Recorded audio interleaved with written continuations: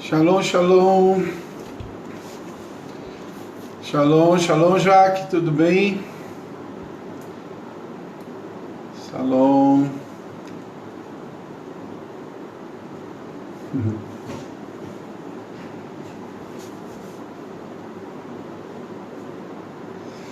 Kedman. Comecei um pouquinho cedo que o normal, né?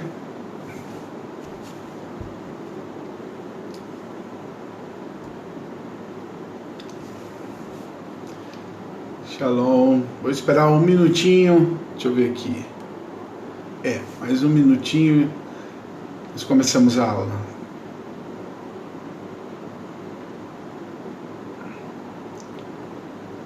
Amém.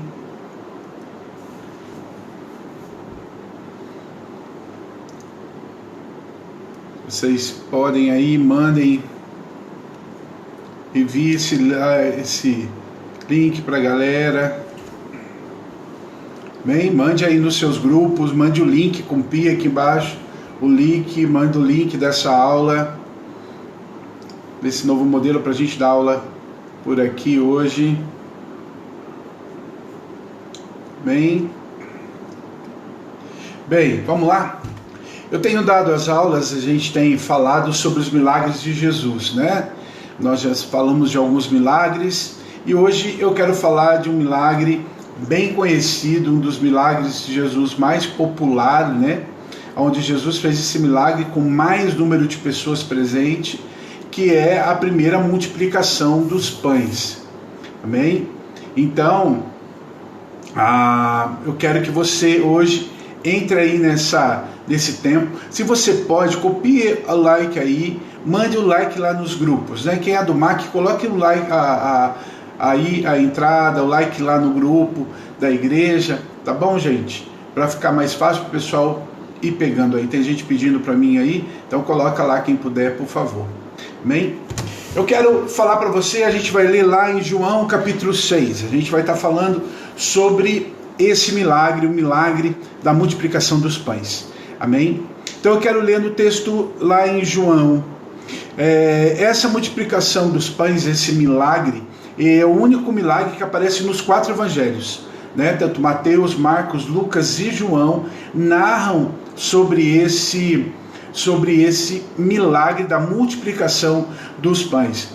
É interessante, né? Porque o Evangelho de João, ele foi escrito mais ou menos entre 20 e 30 anos depois que os outros evangelhos já estavam escritos, né? João foi escrever mais para o final da vida, narrando o que ele tinha visto. Então a gente vê alguns detalhes no Evangelho de João diferente dos outros evangelhos, tá? Diferente dos outros evangelhos, a gente vai notando aqui o que vai acontecendo, o evangelho, a ministração ou a escrita de João diferente dos outros. Eu já expliquei para vocês em outras aulas que o Evangelho de João é o Evangelho escrito por um profeta. A visão de João a respeito de Jesus é uma visão muito profética. É uma visão em que ele vai trazer um Jesus e provar que Jesus é verdadeiramente o Filho de Deus. Tá? Então você vai assistir isso, vai ver isso, ele como verdadeiramente Filho de Deus no livro de João. Ele vai trazendo essa verdade, ele vai expondo essa verdade dessa forma. Então quando você vai lendo ali, vai assistindo e vendo esse evangelho, você vai descobrindo isso. É o Evangelho de João, né, que narra os milagres. João escreve 7 milagres, não é à toa, né? A gente sabe que 7 tem muito a ver com aquilo que vem de Deus, com a plenitude daquilo que o Senhor está querendo realizar, né? Então quando a gente vê 7 milagres, e é também o Evangelho de João, que João escreve sobre os 7 manifestações de Jesus no Eu Sou, né? Ele fala, eu sou o caminho, eu sou a verdade, eu sou o caminho, eu sou o pão da vida, eu sou a água. No Evangelho de João que frisa 7 vezes esse termo eu sou, firmando Jesus no Evangelho. Então, quando a gente lê o Evangelho de João, é uma perspectiva diferente, é uma visão vista do alto, é uma visão, sempre vai ser uma visão mais profética a respeito daquilo que o Senhor está falando e trazendo. Amém? Então eu quero ler hoje, como eu disse, esse milagre aparece nos 4 evangelhos, mas eu quero que a gente olhe hoje no Evangelho de João. A gente também vai dar uma olhadinha no Evangelho de Marcos, mas eu quero que a gente hoje entre para estudar um pouquinho sobre o Evangelho de João. Lá em João capítulo 6, a gente vai ler a partir do verso 1, tá bom? João 6, a partir do verso 1 diz assim: Depois disso, Jesus atravessou o mar da Galileia, conhecido também como o mar de Tiberíades. Uma grande multidão seguia por toda parte, pois tinham visto os sinais que lhe havia realizado ao curar os enfermos. Então Jesus subiu ao monte e sentou-se com seus discípulos. Era quase tempo da festa judaica da Páscoa. Jesus logo viu uma grande multidão que vinha ao seu encontro. Voltando-se para Filipe, perguntou: Onde podemos comprar pão para alimentar toda essa gente? Disse isso para pôr Filipe à prova, pois já sabia o que ia fazer. Filipe respondeu: Mesmo que trabalhássemos vários meses, não teríamos dinheiro suficiente para alimentar a todos. Então, um de seus discípulos, André, irmão de Simão Pedro, falou: Aqui está um rapaz com 5 pães de cevada e 2 peixes. Mas que adianta isso para tanta gente? Jesus respondeu: Diga ao povo que se assentem. Todos se assentaram na grama que cobria o monte. Só os homens eram cerca de 5.000. Então Jesus tomou os pães, agradeceu a Deus e os repartiu entre o povo. Em seguida fez o mesmo com os peixes, e todos comeram. Sem dúvida, ele é o profeta que haveria de vir ao mundo. Jesus sabia que pretendiam obrigá-lo a ser rei deles, de modo que se retirou sozinho para um monte. Amém? É bem legal quando a gente lê também os outros evangelhos a respeito desse milagre. Você vai ver no Evangelho de Marcos, há um negócio interessante que eu queria ler com você lá, tá bom? Marcos 6, a partir do verso 30. Só quero dar uma explicaçãozinha aqui e a gente começa a estudar. Os apóstolos, Marcos 6, verso 30. Os apóstolos voltaram de sua missão e contaram a Jesus tudo o que tinha feito e ensinado. Que missão é essa que eles estão voltando? Então vamos nos localizar o que está acontecendo.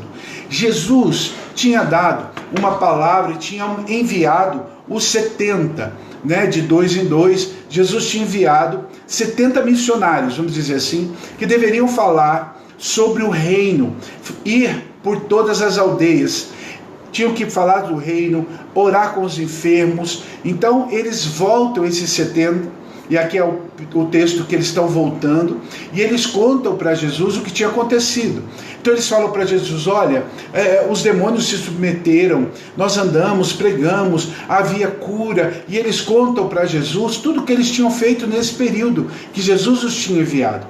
Então Jesus agora fala para eles o seguinte, fala: olha, vamos atravessar para o outro lado do mar, para que vocês, dá a impressão que Jesus está falando assim, para que vocês descansem, para que haja um tempo de férias, A preocupação de Jesus era: vamos atravessar do outro lado, para vocês descansarem, para depois a gente continuar. É interessante também no Evangelho de João, como a gente acabou de ler, que a Bíblia diz assim, que os discípulos estavam cansados e era tanta gente que vinha para ser curado, para ser liberto, para ter esse contato com Jesus, que os discípulos não tinham tempo nem de comer. Então Jesus para tudo e fala: vamos atravessar do outro lado para a gente poder descansar. E quando eles estão fazendo isso, eles pegam os barcos e vão. Lá no Evangelho de João, como também no Evangelho de Marcos, tem uma narrativa interessante dizendo assim, que as pessoas viram e entenderam que eles estavam indo para o outro lado. Então o que eles fazem? Eles saem daquele lado e vão para o outro lado do mar. Eu fico imaginando as pessoas correndo, entrando, vão, para chegar até do outro lado onde Jesus iria estar. Quando Jesus chega do outro lado, quando ele está chegando no barco com os discípulos, quando eles olham, já havia uma grande multidão. já tinha uma grande multidão lá presente. Então o que Jesus faz? Lá no Evangelho de João é bem interessante, porque o Evangelho de João diz assim, que Jesus, vendo aquela multidão, teve compaixão no coração dele por aquela multidão. Ele estava cansado, a multidão estava lá, havia bastante gente lá para... Jesus estava cansado, havia gente, havia um monte de situações, mas é interessante que Jesus para, né? E Jesus olha e tem um coração movido em compaixão, né? Movido em compaixão por aquele povo. Segunda coisa que Jesus faz, Jesus ele vai e começa a curar aquele povo. Então Jesus começa a agir. No Evangelho de Marcos é interessante, quando a gente fala do Evangelho de Marcos, que o Evangelho de Marcos é o Evangelho que mais mostra Jesus em ação. Né? Todo o Evangelho de Marcos, quando fala de Jesus, sempre fala de Jesus trabalhando, Jesus orando, Jesus fazendo. O Evangelho de Marcos mostra Jesus sempre no trabalho, sempre fazendo. Jesus nunca está parado, né? Sempre Jesus está fazendo alguma coisa. Jesus está falando com alguém, orando com alguém, fazendo com alguém. O Evangelho de Marcos tem essa preocupação de mostrar essa atividade de Jesus. O Evangelho de João, como eu disse, é o Evangelho que mostra Jesus mais de cima, né? Olhando Jesus de cima, né? Uma visão mais profética. Então Jesus ele vai para aquelas pessoas, como eu disse, primeiro ele viu aquelas pessoas e teve compaixão.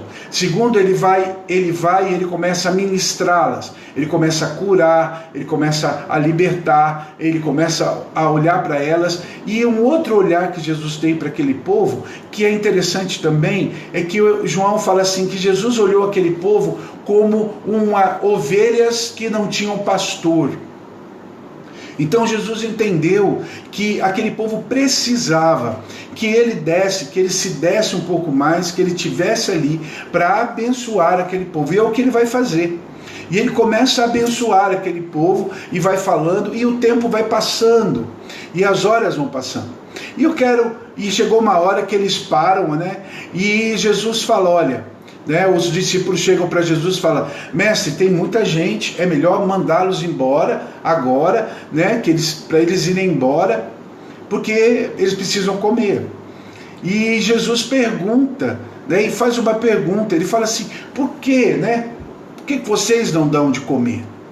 E fica essa incógnita na hora. Eu fico imaginando quando Jesus falou isso, quando os discípulos ficaram olhando um para a cara do outro. Como assim nós damos de comer? Né? Por que nós vamos dar? A gente não tem, né? Praticamente não tem nem para nós aqui, né? E não tinha mesmo.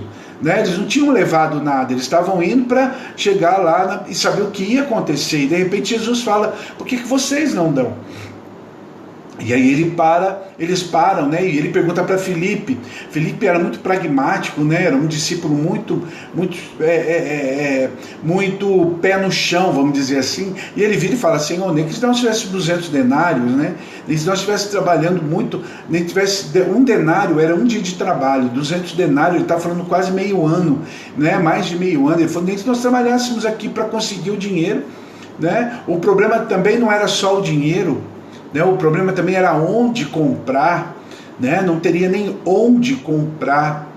Então fica esse climão ali naquele momento do que iria acontecer. E é interessante alguns pontos do Evangelho de João. Como eu sempre falo para vocês, eu não vou contar eu não quero falar só do milagre, mas contar os detalhes. Eu já falei para vocês que é nos detalhes que está o profético. Lá no Evangelho de João 6, ele fala assim, que estavam nos dias, próximo aos dias da Páscoa, da festa da Páscoa. Por que João narra esse detalhe? Né? E a gente vai ver os detalhes. Por que João fala que estava próximo à festa da Páscoa? Você vai entender por que ele estava dizendo isso quando André, irmão de Simão Pedro, chega para Jesus e fala, olha, tem um rapaz aqui que tem 5 pães de cevada e 2 peixinhos. Por que o detalhe falando da festa da Páscoa e outro detalhe falando do pão de cevada? É aí que está o detalhezinho do profético. Então vamos lá. Lá em Levítico 23, fala sobre a colheita e fala sobre a primícia. O que acontecia então? Vamos lá, vamos entender como era nesse período. Geralmente as festas eram sempre pautadas ou sempre nas datas de colheita. E a festa da Páscoa é a festa que tinha a primeira colheita da cevada, depois a do trigo e depois a uva. Era uma sequência de colheitas que eles faziam. Mas a primeira era a cevada. A primeira era que eles escolhiam era a cevada. Então vamos entender o seguinte, por que colher a cevada, né, primeiro? A cevada, naquele tempo, era o grão mais simples, era o grão que eles faziam, que misturavam para dar para o gado. Então era um grão muito barato, que as pessoas pobres acabavam comprando e usando o pão e fazendo o pão de cevada. Diferente do pão de trigo, o pão com trigo era um pouco mais caro. Então quando se fazia um pão de trigo, era um pão mais fino, para ocasiões mais especiais. O pão de cevada era o pão usado para o dia a dia, né? Então a primeira colheita que havia antes da festa da Páscoa era o pão, era a cevada. Então entenda uma coisa, quando eles estão fazendo ali, quando o Evangelho de João, né, quando João narra, que era um pouco antes da festa e depois vai falar do pão de cevada, vamos entender uma coisa. Lá pela lei de Moisés e Levítico, falava o seguinte, que a primeira coisa que eles deveriam fazer quando eles iriam entrar num tempo de colheita, né, eles iam entrar para colher, né, numa plantação, eles iam fazer a primeira colheita, e na festa da Páscoa a primeira colheita era a cevada. O que eles tinham que fazer? Os trabalhadores entravam e eles colhiam as primeiras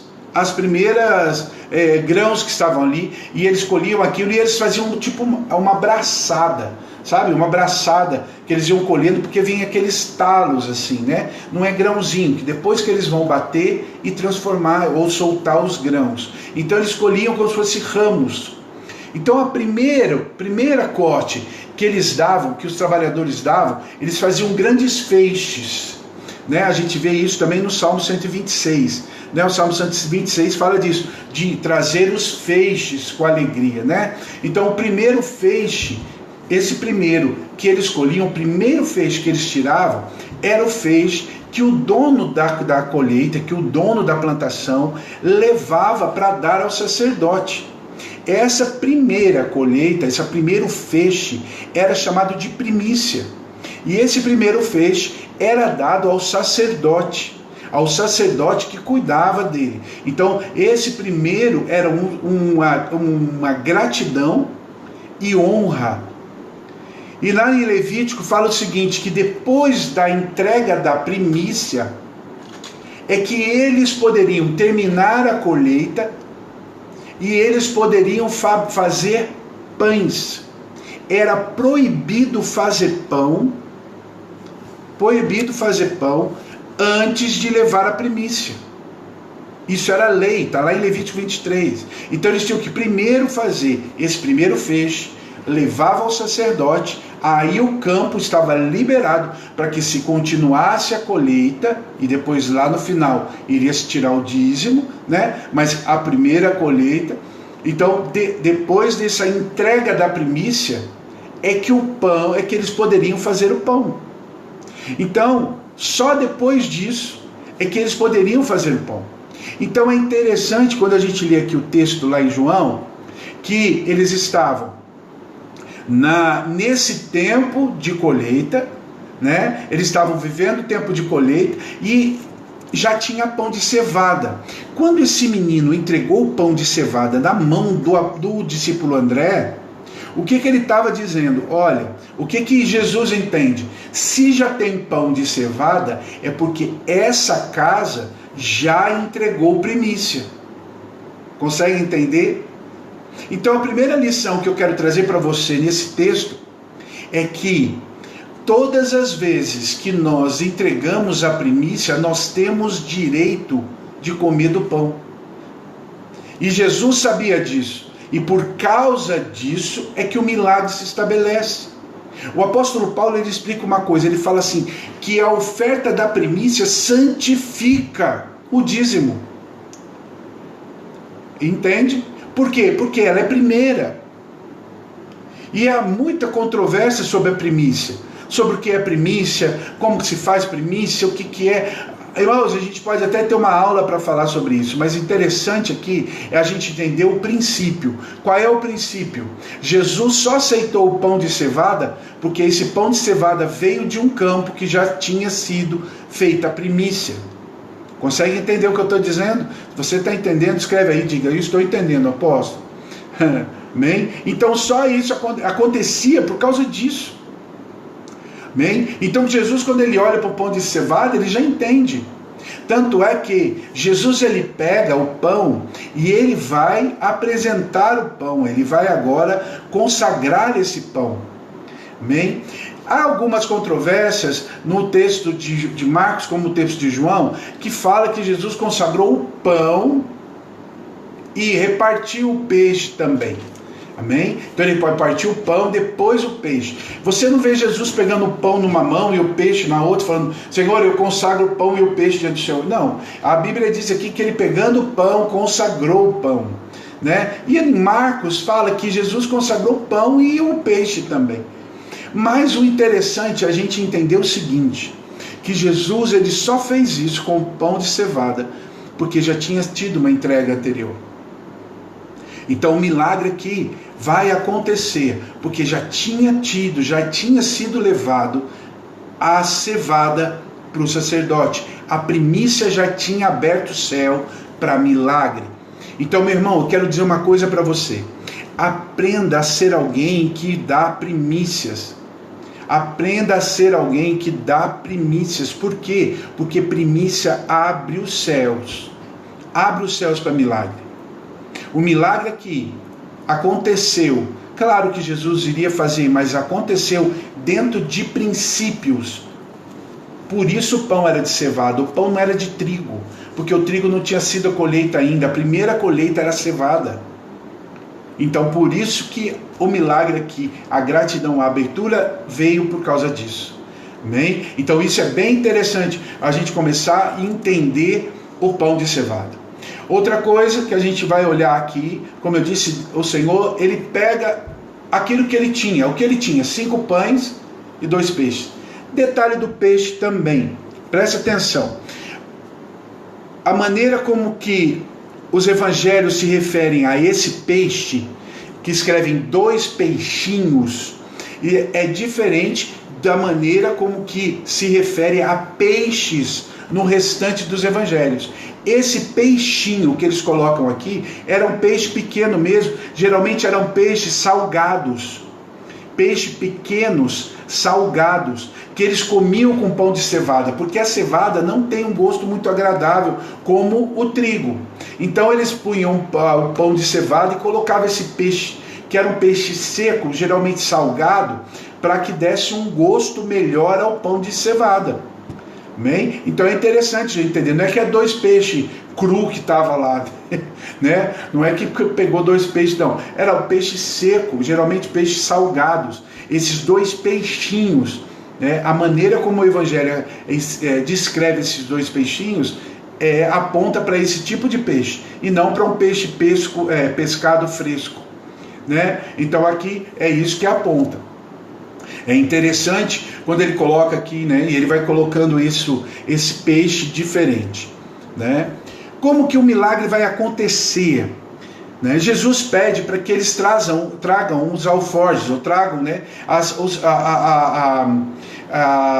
é como se fosse alforge, é como se fosse bolsas, né? Vou trazer para a nossa linguagem, como se fosse mochilas, né, que eles andavam normalmente. Eles colocavam assim esse alforje. No alforje geralmente tinha a água, tinha pão ou tinha alguma coisa, e tinha uma troca de roupa. Quando Jesus enviou os 70, ele falou isso, para eles levarem apenas, né, o alforje, a água, pão e roupa que eles deveriam comer, que as pessoas dariam para eles. Então o alforje era isso. Quando Jesus ele pega o pão e pega os 2 peixes, ele vai agora orar. E ele vai dar graças por isso. Outra coisa que a gente aprende aí é Jesus dando graça pelo pouco. Bem, Jesus ele não dá graça quando tem a multiplicação, já tem muito. Ele vai dar graças a Deus pelo pouco. E isso, irmãos, a gente tem que parar e pensar um negócio. Será que a gente tem dado graças pelo pouco para a gente poder viver o milagre? Tem muita gente que quando está vivendo pouco, né, mais reclama e murmura do que abençoa o que está vivendo. A Bíblia diz que nós temos que ser felizes em tudo que Deus nos dá, seja ela no pouco, seja ele no muito. Bem, a gente tem, o apóstolo Paulo dizia isso, eu vivo feliz, satisfeito, quando eu tenho pouco, quando eu tenho muito, porque o importante para nós não é o que a gente tem, é da onde veio, né? E se veio das mãos do Senhor, é motivo de ser alegre, é motivo de regozijar. Jesus, ele pega o pouco que ele tem, os 5 pães e os 2 peixes, e ele dá graças a Deus por isso. E quando ele faz isso, vai haver a multiplicação. E aí eu queria explicar esse momento da multiplicação. Uma das coisas que acontece, às vezes, é que as pessoas acham que quando Jesus fez isso, Jesus pegou o alforje, né, essa mochila dos discípulos, cada um trouxe um, vou imaginar aqui, e ele colocou um pão aqui. Aí as pessoas acham que foi igual pipoca, pulou aqui e encheu o alforje. Não, irmão, não foi dessa forma. Jesus pôs um pedaço de pão e um pedaço de peixe nos alforjes. Então ele pôs um em cada um e falou para os apóstolos assim: vão e sirvam. O que acontecia? Quando a pessoa punha a mão no pão aqui para pegar o pão, bem? Então o primeiro que estava aqui pôs a mão, pegou o pão, pegou o peixe. Aí os apóstolos olhavam e falavam: e agora? Né? Vamos para o segundo, não vai ter nada, mas vamos obedecer. Na hora que o segundo punha a mão, já tinha outro pedaço de pão e outro pedaço de peixe. Por quê? Porque o milagre não aconteceu na mão de Jesus. Jesus deu graças. O milagre foi acontecer na mão dos apóstolos. Amém? Foi na mão dos apóstolos. Os apóstolos é que foram com lá e tinham que crer. Jesus falou: vai e sirvam. Então no primeiro eles tinham fé. No primeiro tem um pão, um pedaço de peixe. É pouco, mas tem. Quando foi o segundo, agora já não tem, né? Aí quando eles colocaram a mão e viu que tinha, estava funcionando. Amém? Estava funcionando. Então eles foram, aí eles se animaram. No terceiro já tá, põe a mão aí. Lá no 10º já, tá aí, ó, pode pegar. Tá. Então eles foram fazendo. O milagre foi acontecendo na mão dos apóstolos e não de Jesus. Jesus deu graças, abençoou, repartiu, colocou nos alforjes. Mas agora quem viveu o milagre foram os apóstolos. É interessante aqui no livro de Marcos, quando a gente leu, que Jesus já sabia o que ele ia fazer. A Bíblia diz aqui que ele pergunta para Filipe, para testar Filipe, porque ele já sabia o que ia fazer. Jesus nunca fez nada sem primeiro ter uma direção de Deus, sem primeiro ter ouvido do Pai, o que ele deveria fazer. O próprio Jesus disse isso, que ele ouvia do Pai e ele apenas obedecia o que o Pai tinha mandado ele fazer. Bem? Então nós temos que entender essa verdade também daquilo que o Senhor chama a gente para viver. Né? Deus sabe, Ele tem um plano. Quando nós estamos andando debaixo do plano de Deus, o milagre vai se estabelecer. Bem? Quando nós estamos andando debaixo da direção de Deus, e fé é um desafio para nós, para viver milagre. Bem? Milagre é um desafio de fé. Eu preciso crer e obedecer. O milagre só aconteceu na mão dos apóstolos porque eles creram e eles obedeceram. Talvez o teu milagre não está acontecendo porque você não está crendo. Você está querendo ver o pão que nem pipoca numa alforje. Depois que você viu, você vai crer. Não, irmão, você vai ter que ir lá com cada um. É um por um. É um milagre a cada dia. É crer, é a fé em prova. É isso que o Senhor quer. E é isso que Ele vai ensinando para os apóstolos aqui. Outra coisa interessante é Ele dividir e colocá-los sentado e fazer grupos aonde eles iam. Para quê? Ele estava organizando. Amém? Tem coisa, irmão, que nós precisamos ouvir de Deus, organização na nossa vida, para que a gente possa viver o milagre. Há muita gente desorganizada e por isso não vive milagre. Quando nós organizamos, quando nós ouvimos, quando nós sabemos, nós temos que organizar a nossa vida. Nós temos que colocar as coisas em ordem. Como eu disse lá, Jesus, quando ele vai fazer um milagre, ele já sabia, alguém já entregou primícia, o pão já está aqui, né? Isso quer dizer o quê? Que já tem um milagre liberado.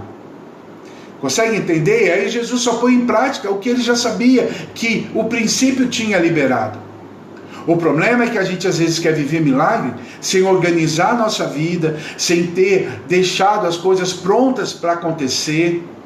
Bem, se você quer viver um milagre de multiplicação, irmão, entenda que é necessário ter essa legalidade, cumprir princípios para que os princípios te alcancem e te abençoem também. É assim que a gente vive, é assim que a porção alcança e toca as nossas vidas. É assim que a gente vai experimentar esse tempo e essa porção do Senhor. E Ele organiza. E o milagre está acontecendo na mão dos discípulos. Foi algo rápido? Não. Tinha, em média, né? A Bíblia diz que tinha 5.000 homens. Se você colocar 5.000 homens, se a gente pôr por média umas 8.000 mulheres, porque geralmente tem mais mulher do que homem, mais criançada que eles levaram, então se a gente chutar por baixo, tinha mais ou menos umas 20.000 pessoas. 20.000 pessoas que comeram, e a Bíblia diz que eles comeram até se fartarem.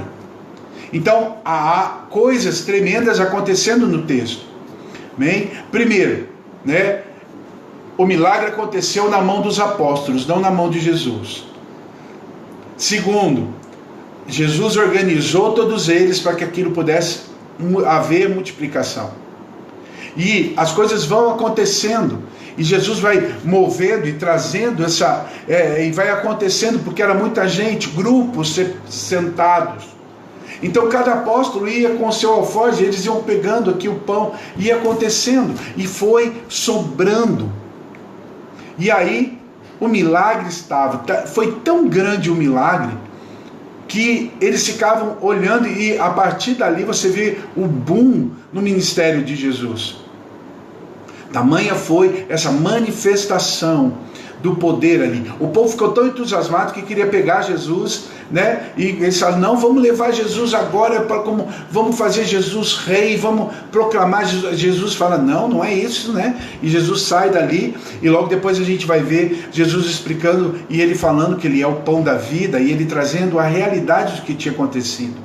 Né? Jesus explicando que o milagre não era só algo natural, mas tinha também algo que ele ia pegar e ensinar sobre espiritual, sobre isso, que ele era o maná, que ele era o pão que tinha descido do céu, e ele trazendo essa direção.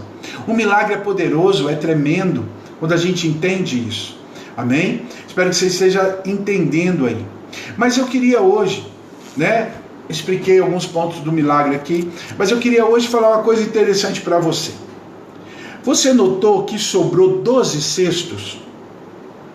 E Jesus manda recolher os 12 cestos? A gente vai ver um pouquinho mais para frente que Jesus faz uma segunda multiplicação dos pães, também uma coisa maravilhosa, isso a gente estuda outro dia, mas também as sobras. Lá nessa primeira multiplicação sobrou 12 cestos, na segunda sobrou 7. Agora, por que Jesus mandou recolher? Por que Jesus mandou os discípulos pegarem? Você nunca parou para pensar? Para os discípulos comer, como assim? 12 cestos? Vai levar para casa resto? Né? Vai levar para casa o resto? Porque era resto. Né, irmão? Era resto. O povo comeu até não querer mais, então sobrou um pedaço de pão, sobrou um pedaço de peixe, que o povo tinha comido metade e largou outra metade, né? Mastigou, essas coisas que eles juntaram. Né? E eu levar para casa para quê? Você nunca imaginou para que Jesus mandou eles levarem? Né? Por onde que eles vão colocar isso? O que eles tinham que fazer? Por que Jesus manda eles recolherem aquilo? Sabe, irmãos, eu fiquei pensando sobre isso, o que Jesus queria falar com isso. Então eu queria que você abrisse aí a sua Bíblia, e eu quero falar um pouquinho sobre isso hoje, lá em Marcos 8, e a gente vai ver do verso 14 ao verso 21.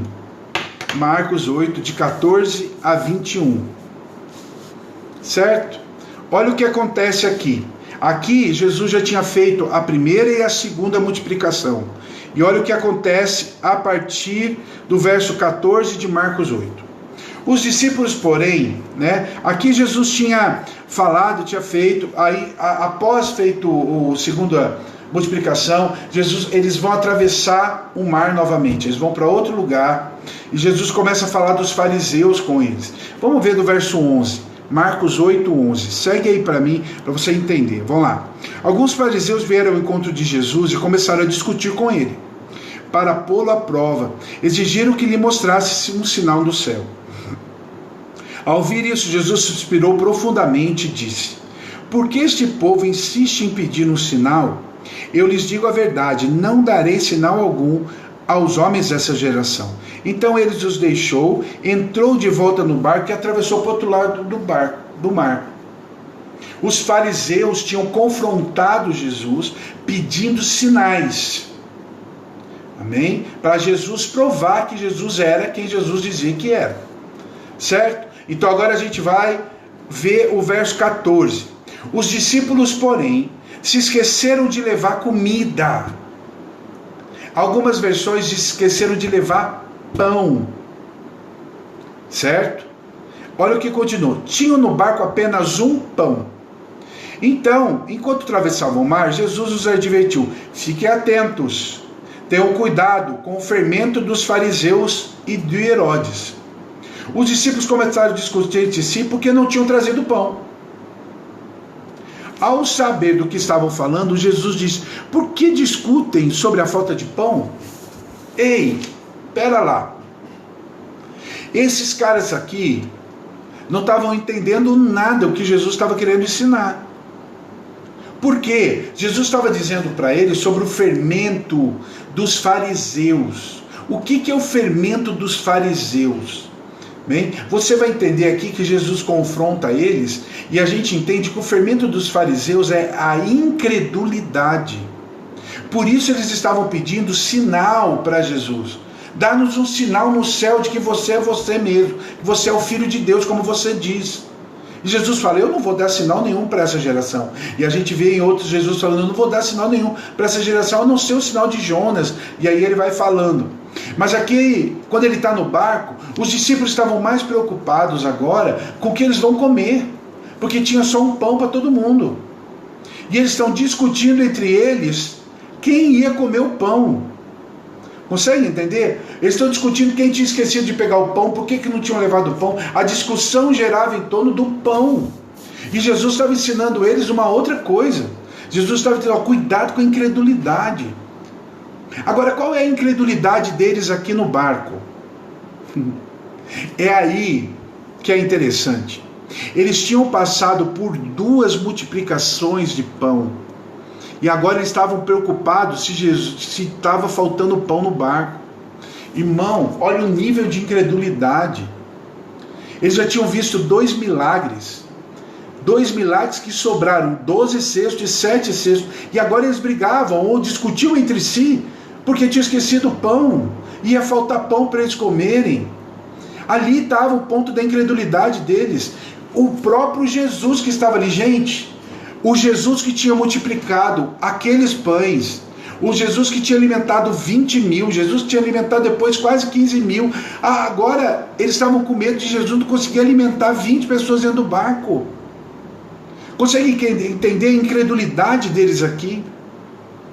O fermento do fariseu já tinha tocado a vida deles. Havia incredulidade sobre eles. Irmãos, e quantas vezes nós também somos aqueles que duvidamos? Nós vemos Deus suprir muitas vezes nossas vidas. Como nós perdemos isso? Nós começamos a duvidar hoje daquilo que Jesus já fez. Os discípulos estavam duvidando aqui se Jesus era capaz, se eles iam ter pão para comer, e eles tinham acabado de passar por 2 multiplicações, 2 milagres surpreendentes. Estão entendendo o que eu estou dizendo? Então aqui eles estão sendo confrontados por Jesus. Jesus vem e fala para eles assim, olha, no verso 17, ao saber do que estavam falando, quando Jesus percebeu que eles estavam falando do pão que eles tinham esquecido, Jesus percebeu que eles tinham esquecido do milagre. E eles estavam agora discutindo que não tinha pão para todo mundo, como que ia fazer, tal. Imagina eles discutindo. E o Jesus já tinha declarado: eu sou o pão da vida. Jesus já tinha. E os caras estavam discutindo. Irmão, quantas vezes nós fazemos a mesma coisa? E olha o que Jesus diz: por que discutem sobre a falta de pão? Ainda não sabem ou não entenderam? Jesus está dizendo para ele: por que vocês estão discutindo por isso? Será que vocês não entenderam ainda? Ainda não entrou em vocês? Seu coração está endurecido que não consegue compreender. Vocês têm olhos e não veem, têm ouvidos e não ouvem. Olha que aqui a minha versão diz assim: não se lembram de nada. Quando reparti 5 pães entre os 5.000, quantos cestos cheios de sobra vocês recolheram? 12, responderam eles. E quando parti 7 pães entre os 4.000, quantos cestos grandes, cheios de sobra vocês recolheram? 7. E aí eles falam assim: e vocês ainda não entendem? O que Jesus estava... Aqui Jesus dá a explicação do porquê pediu que recolhessem os cestos. Irmão, todas as vezes que Deus faz algo e se move algo sobre nós, Deus sempre vai ter um memorial para nós. Os 12 cestos e depois os 7 cestos eram memorial do milagre, da multiplicação, do cuidado de Deus. Sabe, querido, nós temos que trazer à memória aquilo que nos dá esperança. Nós temos que nos alegrar com o Senhor quando Ele se move, faz e traz memoriais à nossa ideia, à nossa mente. Quando o povo atravessou o mar vermelho, o Senhor falou: pegue 12 pedras, façam isso como memorial do que vocês atravessaram. Todas as vezes que olharem vão lembrar que fizeram isso. Quando eles atravessaram o Jordão, o Senhor disse: pegam 12 pedras, ergam como memorial, para que vocês se lembrem daquilo que vocês fizeram. Deus sempre vai mover e trazer memoriais à nossa mente. Os 12 cestos aqui da primeira multiplicação era para eles lembrarem, para trazer como memorial de que o Senhor supriria a eles em todo o tempo, para que houvesse fé, para que houvesse ânimo sobre eles. Não faltaria. Não faltaria. O Senhor fez eles recolherem, encherem os cestos, para lembrarem, para trazer a memória, para eles estarem firmes aquilo que o Senhor tinha para eles. Irmão, quando Davi foi lutar com Golias, você sabe qual foi a grande arma de Davi, para que Davi fosse lutar? Sabe o que moveu Davi? Memorial. Sabe qual era o memorial? A cabeça do leão, a cabeça do urso que ele tinha matado. E ele fala para Saul: eu tenho memoriais de vitória e eu vou lá e vou vencer. Saul não pôde lutar com Golias porque não tinha memorial. Ou sabe o que Deus está esperando de você? Que você entenda os seus memoriais. Que você nos faça como os discípulos aqui no barco, discutindo por causa de um pão, sendo que tinham vivido tempos de fartura, que sobraram e tinham memoriais de 12 cestos cheios. E o próprio Jesus chama a atenção deles: vocês não viram 12 cestos? Vocês não viram 7 cestos? Será que vocês não entenderam ainda? Será que não trazem à memória o meu cuidado? Sabe, irmãos, essa multiplicação, ela não pode ser só a gente entender que Jesus multiplica, mas nós temos que trazer para a nossa memória aquilo que o Senhor está fazendo para nós a cada dia. Eu não sei qual é o teu memorial hoje, o que o Senhor quer trazer para o teu coração, mas é necessário você se lembrar. Traga à tua memória aquilo que você já venceu, aquela enfermidade que você passou e venceu, aquela dificuldade financeira que Deus trouxe um milagre, aquela dificuldade no seu casamento, aquele tempo que você passou e que as pessoas disseram que não ia dar e Deus fez na tua vida. É isso que você tem que lembrar. Lembra dos 12 cestos. Recolha 12 cestos aí hoje. Pare e recolha os 12 cestos. Traga o cesto como memorial para vocês. Eu fico imaginando, porque foram 12 cestos. Imagino que são 12 apóstolos. Cada um levou um cesto para casa. Isso aí é eu falando, né? Você imagina quando Pedro chegou lá na casa dele com um cesto de sobra. A mulher dele falou: o que é isso, Pedro? Isso aqui, ó, você tem que ver, mulher. Vou contar para você o que aconteceu. Jesus lá fez isso, multiplicou pão, peixe. Eu peguei meu alforje, quando eu levava lá o pão saía, as pessoas comiam. Esse aqui, ó, é o sinal de que o Senhor cuida. Passado 3 dias, já estava lá no barco reclamando, falando que não tinham levado só um pão. Esqueceu do memorial. Irmão, que o Senhor faça você entender hoje, não só a multiplicação de um Deus que faz milagres. Eu quero que você entenda, irmão, se 3 coisas entrar em você hoje, nessa aula, eu já vou ficar contente. Primeiro, quando eu vivo princípios, abro portas para milagre. O princípio da primícia abre portas para milagre. O princípio de honra e gratidão que está na primícia abençoa o meu dízimo e abre portas para multiplicação na minha vida. Esse é o primeiro ponto. Segundo ponto, que você entenda que o milagre acontece na vida de pessoas que são organizadas.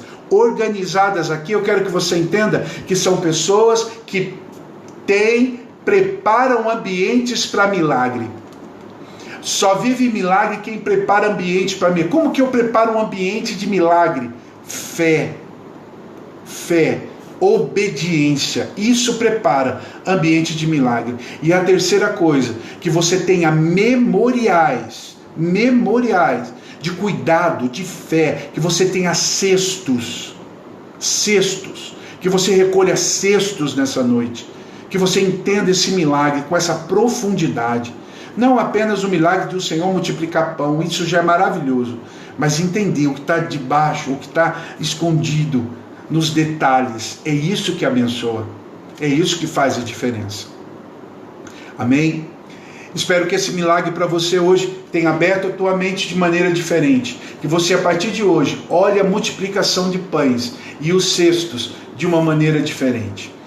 Que essa palavra toque você e te abençoe. Em nome de Jesus, eu quero orar com você, declarando a bênção do Senhor sobre a tua vida, e que essa verdade desse texto esteja sobre você. Amém? Siga princípios, e os princípios vão te honrar. Organize tua vida para que você viva milagre, e que você tenha memoriais, cestos cheios, para se lembrar que o Deus que começou a boa obra há de ser fiel para terminá-la na tua vida. Pai, muito obrigado por esse tempo tão precioso que o Senhor, ó Deus, guardou para nós, preparou para nós agora. Eu quero te pedir que essa palavra toque a vida de cada um dos teus filhos, cada um que ouviu isso, daqueles que vão ouvir depois. Pai, que essa palavra, Senhor, tenha, Pai, tocado, mudado, direcionado, que o Teu Espírito continue a abrir os olhos, Senhor Deus, Pai, para um tempo, Senhor, muito maior, para um tempo, Senhor Deus, de um mergulho muito mais profundo e poderoso na palavra. Muito obrigado, Jesus, porque nós sim, Pai, hoje eu quero declarar que nós trazemos à memória aquilo que nos dá esperança. Senhor, que hoje, Senhor, nós tenhamos nossos cestos cheios. Senhor, que nós possamos, Senhor Deus, nos organizar para viver milagres. Senhor, e que a gente hoje possa, Senhor, cumprir princípios, para que os princípios nos honrem também. Ao Senhor toda a honra, toda a glória, em nome de Jesus. Amém. Amém. Quarta-feira que vem, aqui de novo, às 20 horas, aqui no Instagram do MAC, a gente tem mais uma aula, a gente vai aprender mais um milagre de Jesus. Amém? Muito obrigado. Se você curtiu, pegue aí, curta aí, mande esse link para mais pessoas, para que possam ser abençoadas. Amém? Deus abençoe vocês, fiquem na paz e na graça do Senhor. Shalom, shalom.